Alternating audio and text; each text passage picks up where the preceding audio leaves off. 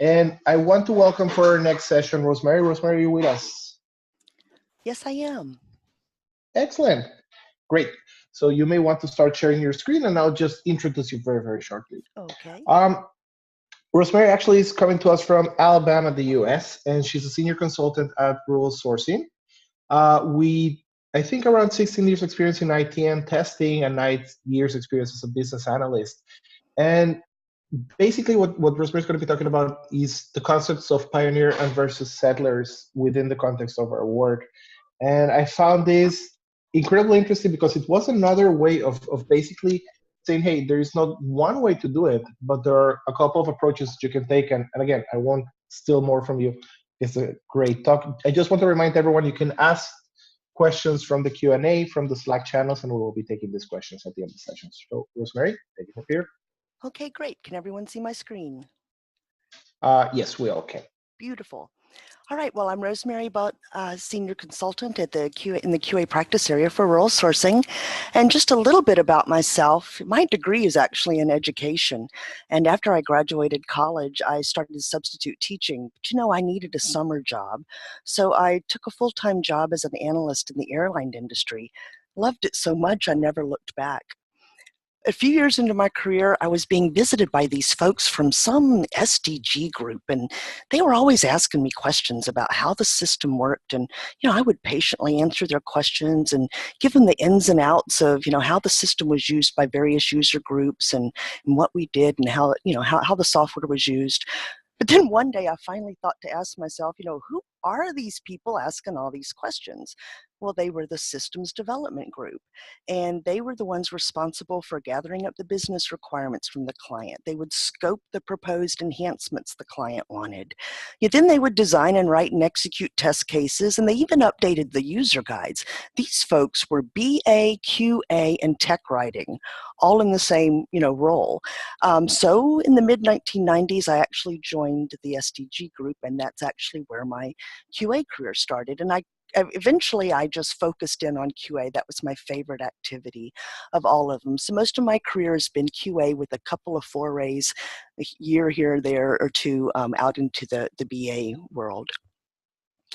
So what I'd like to do is just kind of bring to the table a few thoughts on, are you a QA pioneer or settler? Now we'll fly over some QA territories and kind of consider along the way, where are you a pioneer? Where are you settling? And honestly, where would you like to go next? So let's talk about the elephant in the room. I'll try to get the slide to... Oh, I know what I'm doing. Sorry, folks. There's a go. I've got that down. All right, so let's talk about the elephant in the room. I was about a year and a half ago, my colleagues and I were discussing our respective interviews with some QA candidates, and we were pondering the usual questions. Will this person be successful here? Is this person a good fit for our team? And what I noticed was when we were discussing this, we tended to prefer colleagues who shared the same skill sets and experiences. Well, it actually really wasn't a preference so much as we were more confident to answer, will this person be successful here? But what I realized we were doing was, to some degree, we were projecting our own career experience as the standard. And it just reminded me of that parable I had heard a while back, where the blind men, depending upon where they were standing and touching the elephant, would describe the entire elephant based upon that attribute. So for example, the blind man touching the ear of the elephant described the entire elephant as if it were a fan. The blind man touching the tail of the elephant as if the whole elephant were a rope, and so on and so forth. So the QA landscape is vast. There are continents to explore, and you can build out a robust, fruitful QA career. And based upon the type of testing you're doing and the industry you're currently in, your skills and expertise may look nothing like mine. And yet we're both growing a career. So what would it take for someone like me to lift my eyes up out of my own responsibilities and tasks long enough to understand at least a little bit about your skill sets, your experience, and your perspective? Well, if I did that, I would grow. My QA understanding would expand just by learning about the QA territory you've settled in. So let's look at the terms pioneer and settler. A pioneer, that's someone who's going to be on the forefront of a discovery. A pioneer has a vision to implement. And sometimes once a pioneer senses an error is stabilizing, he or she may hunger for another adventure or discovery. Well, now settlers, what's a settler mindset? Settlers really know how to apply an area of knowledge. They tend to want to stabilize that environment or that infrastructure. Settlers take great pride in building and growing. They put down roots. Settlers are driven to thrive. They don't give up easily. They're resilient, persistent. Interestingly enough, some dictionaries list pioneering or pioneers and settlers as synonyms. I thought that was interesting. But where do you see yourself and what's resonating with you? Are you driven to explore? Have you introduced a new tool or testing technique in your sphere of influence? Now, pioneers effect change where it's needed. They take action to bring change about. Now, pioneering is not armchair quarterbacking, kind of sitting back going, well, why aren't we doing this? And why aren't we using that? That's not effecting change. That's kind of just criticizing, right? Pioneers aren't critics. Okay, they effect change. And just the same, pioneering is not just talking about something or second guessing the decisions of others. Pioneers effect change. And settlers, well, that's not talking either. And it's certainly not just staying in the same place, doing the same things over and over again. Matter of fact, I might call that stagnating. Settlers aren't stagnant. Remember the qualities of the settlers. They're resilient. They're driven to thrive. They're driven to build. Settlers become those master craftsmen. So where do you see yourself? So given those concepts of pioneering and settling, let's start out by looking at soft skills. Now, soft skills are golden. They are listed in every job description. They're talked about in nearly every performance review. But what would pioneering look like for a soft skill? And what would settling look like? Well, for career development, you need to do both. You have to pioneer and settle if you think about it, because you're expected to have a certain level of communication expertise as, for example, an apprentice, whereas if you're a master craftsman, you're expected to have a much more effective and robust and refined communication techniques, for example. So thinking about your skill levels and where you are in your QA career, if you're just starting out apprentice, you're well on your way, you're learning your craft, that's journeyman, and then of course your craftsman level. So as QA, you're required to communicate effectively with your development colleagues, your QA colleagues, your scrum master, your product owner, project managers, team leads, test leads. You're expected to communicate effectively. For example, in Agile Scrum, there's a certain communication pattern expected in every daily stand-up. So are you prepared for your daily stand-ups? Do you stay on track or do you get derailed by trying to discuss an issue, for example?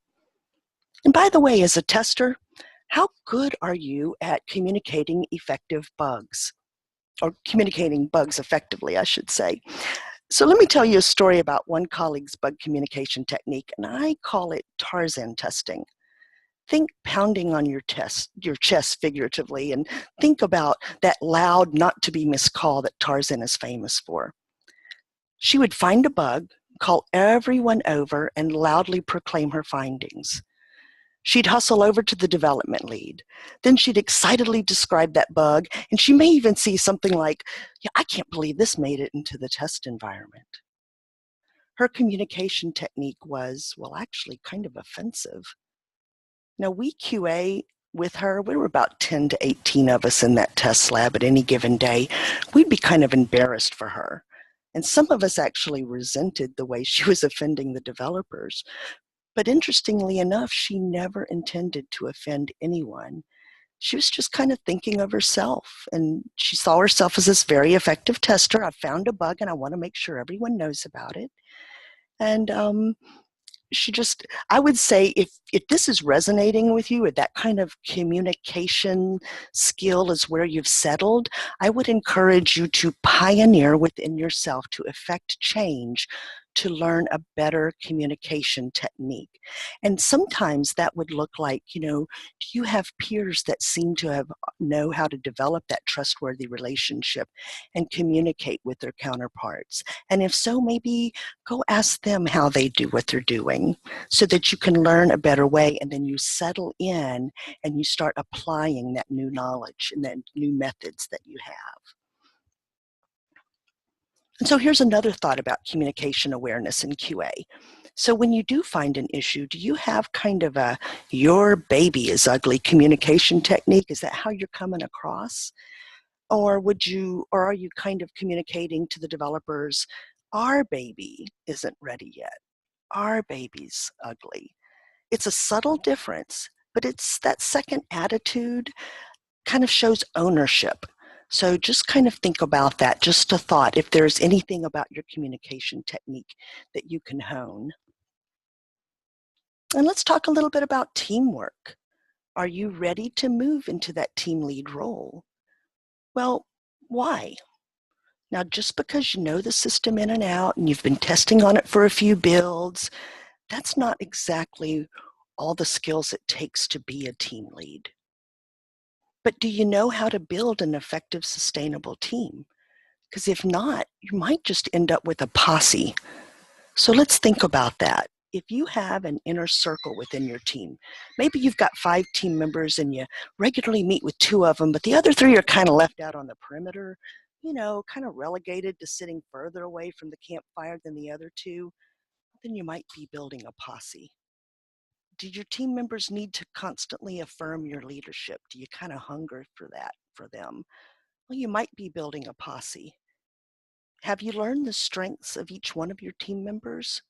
Well, you're probably building a team then. Is each member encouraged to contribute in relationship, of course, to their skill level? Well, then you're probably building a team. And do you, as a team lead, do you foster mutual responsibility toward one another? Well, that's building a team. So just think about that. Do you want to be a team lead? Okay, do you know if you have those skills yet? If not, go pioneer within yourself to build and grow in that area so that you can be that effective team lead.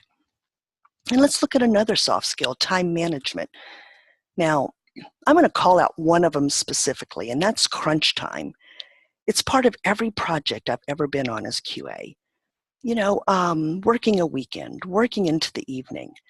But how do you handle crunch time? Do you kind of consider it part of the job? Take that kind of easygoing attitude toward it? Or do you gripe about it to anyone who'll listen?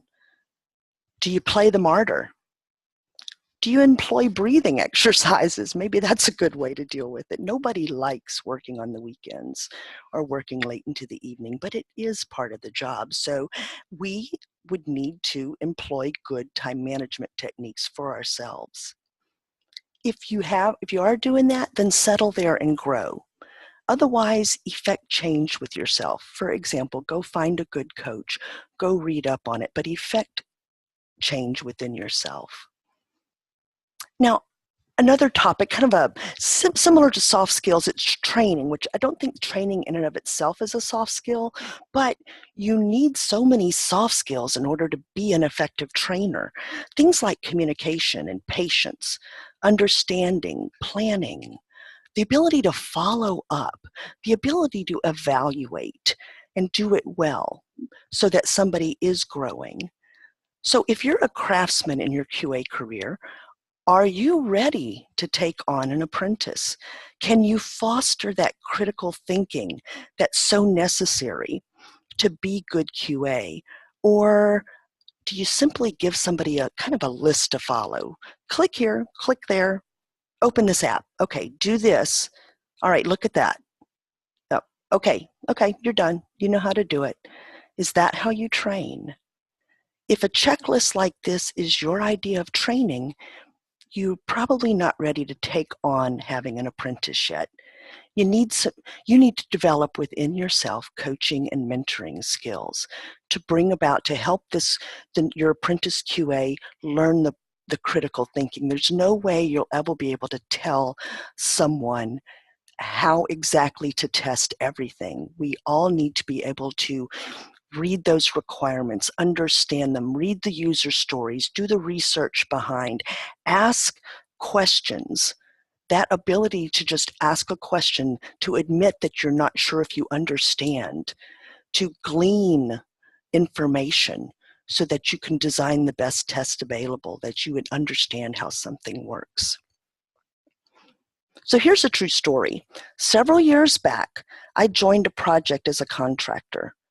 And one of the team had been on the QA, the team I just joined, for 2 whole years. But the other team members had been there for like 8 to 10 years. So in the 2 years since the person had joined the team, she had had the same responsibility. She executed a suite of regression test cases, which tested a third-party app that integrated with our product. So for each build in the test environment, she executed those regression test cases. As you can imagine, she got to be quite the expert at executing those exact same regression test cases. She got to be quite the expert in that one little area. So when the QA manager position became available, she applied for it and she became the QA manager. Well, folks, she was in over her head immediately. And I won't go into the gory details, but mayhem ensued over the next 18 months or so. It was one of the most painful career experiences on the most dysfunctional environment I had ever been a part of. As a matter of fact, during that time frame, for sanity's sake, I would often, in the test lab, put on my headset and listen to Kim Kainer and many others talk about software testing. I did that so I wouldn't lose my QA sanity. I wish I could remember every one of their names. They deserve it. They deserve a hearty shout out, and I would give it to them so happily. I thank them very much for, during that time frame, being a voice of sanity for me.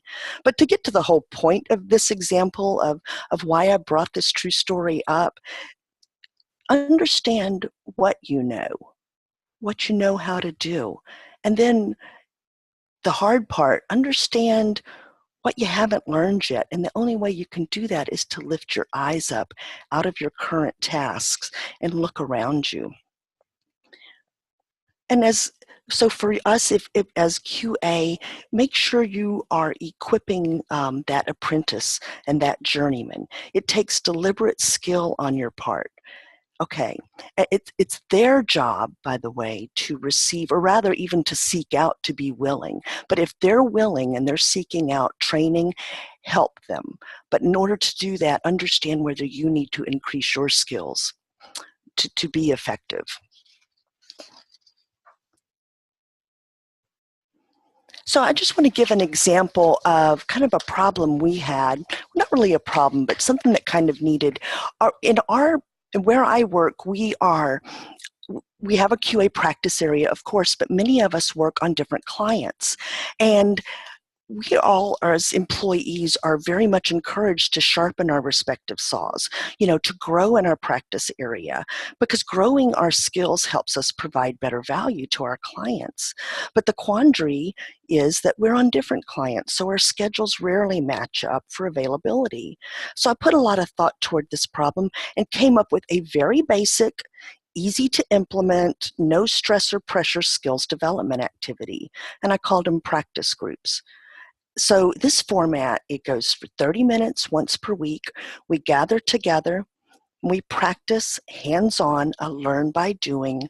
We're practicing a tool or a concept. There's no lecturing. The attendees don't have to do any preparation ahead of time or any homework afterward. We just show up with our brains, our laptops, whatever the guide tells us we need. Now, the guide role is the only one who does have to do something ahead of time, and they would come up with the exercises that we all execute together. And what we've done so far, we've practiced for about 6 weeks. We wrote user stories in Gherkin. We have explored some capabilities in various browser dev tools, finding XPaths, Google Sheet formulas, What else? We've web accessibility. We explored that. I believe we specifically practiced with the Wave tool. And coming up, we're going to work on a tool that audits for web page performance and accessibility. So the nice thing about this pioneering or the skills development practice group format, it had a side benefit of building team camaraderie, which was kind of nice because, like I said before, we're not always all working together on the same client work. So that actually was an added benefit to our skills development practice groups. So let's just step and kind of think about software development methodology. Now, as QA, we rarely, if ever, get any input in that, right? But how well do you understand the tenets and philosophies of the methodology in practice? Or are you still kind of depending upon someone else to define your contributions? And if so, why is that? I want to give you an example of my first Scrum experience. So I'd been in software testing, like I said before, since the 1990s. The first 10 years of my career, the projects were some form of waterfall, and there was a spiral project in there where we did some prototype checks, went back to the client and, honed the requirements, built another prototype, took it back to the client. That was pretty fun too. And all in all, it didn't matter to me what methodology I've been in my career. I've enjoyed them all. I really felt like in each one I was making, contributing effectively as QA. Methodology never really has mattered too much to me. But I started a new job as a contractor, and I was so excited to learn we would follow Agile Scrum. I felt so modern. Changing jobs was such a good move. So 2 days in, the Scrum Master changed. The dev lead was now the Scrum Master, and his first order of business, he kicked QA out of the sprint planning sessions and the daily Scrums effective immediately. Can you imagine how deflated I felt? So I approached the dev lead and I tried to advocate for myself. QA should be in these meetings. We're contributing members. I read about this. The Scrum Master was unmoved. QA would only distract the developers with our annoying questions. So I approached the business owner and I advocated for QA attending the daily stand-ups. Please let us back in. We would contribute more value by being able to prepare our tests ahead of time. Now the business owner, he was sympathetic and he agreed with me. However, he didn't want to upset the Scrum Master, so he just asked me to do the best that I could. And I hope you haven't had an experience like that. I once had a mentor who told me that everyone listened to radio station WIIFM. What's in it for me? Now, I did try to talk to the Scrum Master and the business owner. I wasn't very effective, but I did try to pioneer, as it were. I really did want to settle down and learn Agile Scrum. I was so excited to finally be on one of those. But anyway, had I not gone and read ahead of time about how QA are contributing members of Scrum, had I relied upon my one disappointing experience, I would have probably never considered joining another Scrum team. So educate yourself. Now let's fly over testing techniques. Now, how much research have you done? How much reading up? Maybe you've taken some online courses or some certifications about various testing techniques. That's good. And by the way, how would you pioneer a testing technique? Is there a unique situation in the industry where you're in where you've designed a testing technique? Maybe so.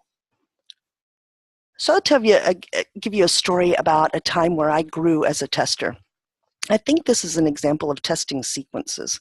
So I was working on a military physical fitness model, and I had designed several test cases for the minimum pass values for gender age, and I was actually executing one of those test cases. And in the module, you'd input sit-ups, then the next value would have been the minimum number of push-ups to pass, and then the next value would have been the minimum number, the 2-mile run time frame to pass. So I entered sit-ups, then I skipped over push-ups, went to 2-mile run, entered that value. Calculations were occurring correctly, that's awesome. Went back to push-ups, input the minimum pass value there, and the test failed. The soldier failed the physical fitness test. So I took this problem to the developer, but he actually argued it with me. It wasn't a bug because I was testing incorrectly. Silly tester, all I needed to do was change my test case and the bug would disappear. And what he meant was, change my test case to input the sit-ups first, then the push-ups, then the 2-mile run, and everything would have worked fine, which is true. It worked just fine as long as you didn't skip over a field.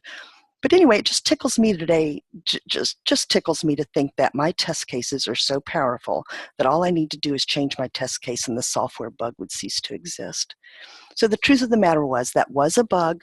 It did get fixed, but I learned something as a tester that day. I deliberately test things out of sequence now. If there are fields that work or coordinate, with one another and are dependent upon one another for calculations, I'll deliberately input values out of sequence just to make sure that the calculations are still occurring correctly. So how are you testing? Let's think about that just a little bit. Now, this is whether you're using automated testing tools or manual testing tools, your brain's involved, your planning's involved. Are you performance testing? Do you understand your system requirements? Are you monitoring workloads, response times, resource consumption? What about, are you spending your time with scripted testing? Maybe you're currently writing test cases to document the input and the expected results. But maybe you're not doing that. Some QA use checklists. Some QA and CI/CD are performing unscripted tests, often called exploratory testing. Hey, when you hear the term exploratory testing, do you think of investigative discovery, structured discipline testing, tracking issues discovered? What do you think of when you hear exploratory testing? It's really not the software version of going off-roading. There is a plan and a purpose and a discipline to it. And did you know that sometimes those findings in your unscripted exploratory testing, you may use those to go back and refine your scripted tests. So I was thinking along these lines of, exploratory testing, and is that really still just a typical manual testing technique? And so I went looking, and did you know there are pioneers out there employing artificial intelligence to create and execute new software tests based upon the test results that the AI just analyzed? I didn't know that. And that was something new I learned. I'd always thought of exploratory testing in the manual realm of testing. Here's a continent to fly over: mobile testing. We all use our mobile phones. How many of us test? Do you need to pioneer these skills within yourself? If so, go find those master craftsmen who have settled in the area and learn from them. But what about web accessibility? Do you incorporate that in your website? Does your website offer a good user experience? My introduction to web accessibility occurred many years back when the project I was working on had a UI/UX designer. I met with him several times to design my design my testing of his web page design. And some of the tests that he kind of helped me learn how to do was evaluate the size of the text on the page based upon the screen resolution, verify color contrast to make sure that it was appropriate for those, with vision issues, or color blindness. That was a big one. Make sure that when I rolled over an image or icons that was a rollover text would appear. And there are browser tools out there to help you assess your website's accessibility. But that's an area I'm actually trying to grow in now. And if that's resonating with you as well, I just encourage you, go find those settlers who've become the master craftsmen. Learn from them. They're willing to equip you. They've got websites and blogs and pages. Go look at the WCAG, for example, Web Content Accessibility Guidelines. Research for yourself. How about security testing? Here's a whole nother continent to explore. You could specialize and build a whole career in this. Maybe you've heard interesting phrases like SQL injection and penetration testing, security auditing, posture assessment. What do you know of security testing? Is your curiosity piqued?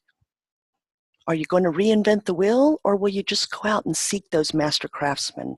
Pioneer within yourself. Go find those master craftsmen to teach you about security testing. Now, the danger of this slide, the tools of the trade, is reciting a laundry list of tools. That's not my purpose here, and I don't think that would do any of us any good, because I really don't know what tools you need. We need to be able to choose the tool we need in the moment, right?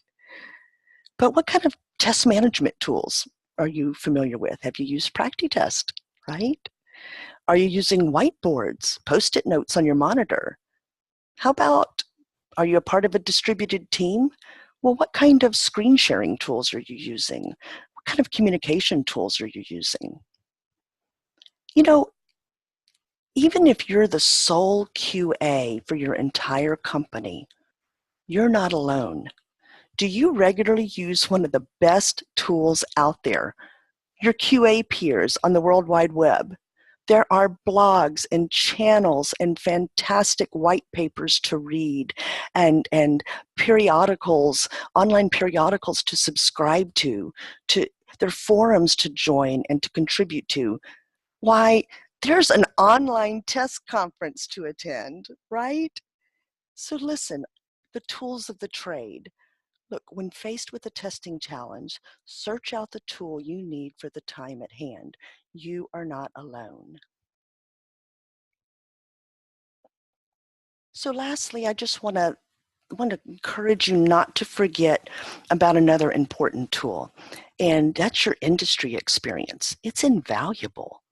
The time you have spent learning the business rules and successful testing techniques for the gaming industry, accounting management systems, point of sales, retail, restaurant, insurance industry, education, telecommunications, regulatory industries like pharmaceuticals, customer relationship management systems. What industries have you been in? Don't forget that industry experience. I just want to encourage you to know what your industry experience is, to make it a point to get to know your QA counterparts in other industries, and that'll just help you open your eyes and gain some perspective. Now, where can you pioneer for yourself, and where should you settle? I hope this presentation has kind of brought about some ideas and some thoughts that you might want to discuss in your own career and where you are now.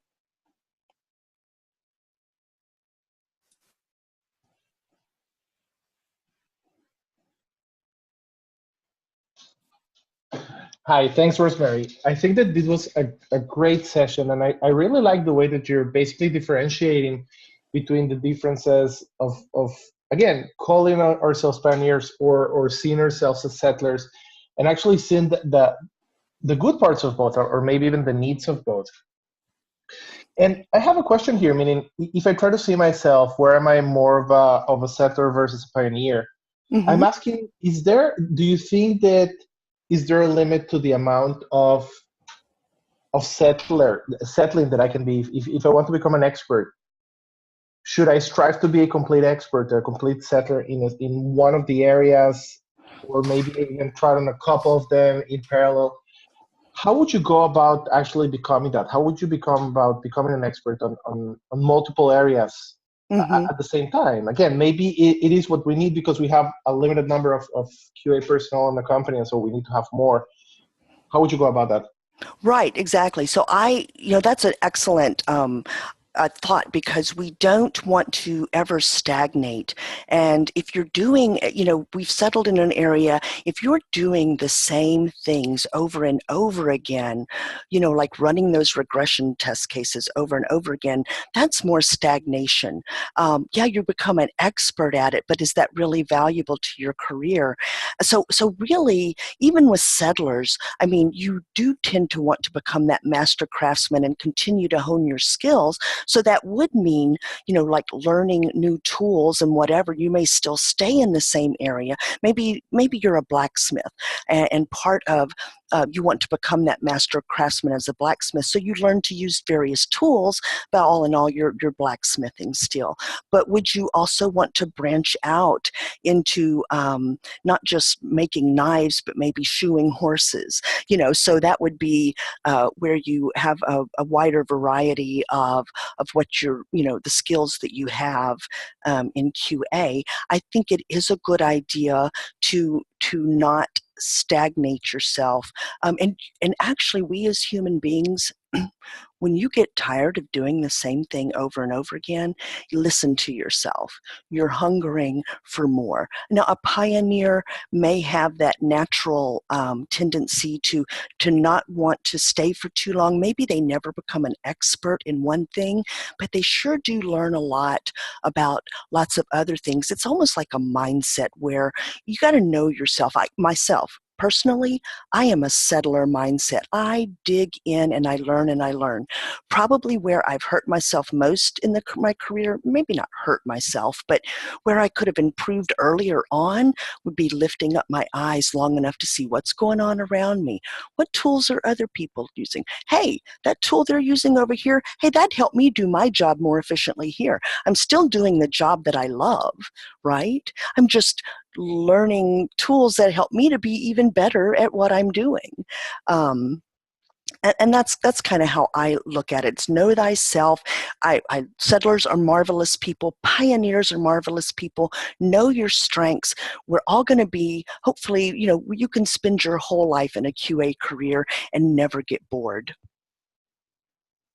Yeah, well, I agree. I've been doing testing, I guess, more or less like you since the 90s. And as long as you're actually doing it passionately, I think that you will not get bored. The problem is when we listen to others more than we listen to ourselves. Mm. Do you think that we should be pioneering more as we grow within Agile and Scrum teams and unified teams? Should we be pioneering more into technical aspects? Should we be pioneering more into, hey, let's look into what our dev counterparts are doing and again, trying to learn more of their traits? I do. And I am a very non-technical person. I do not know a coding language.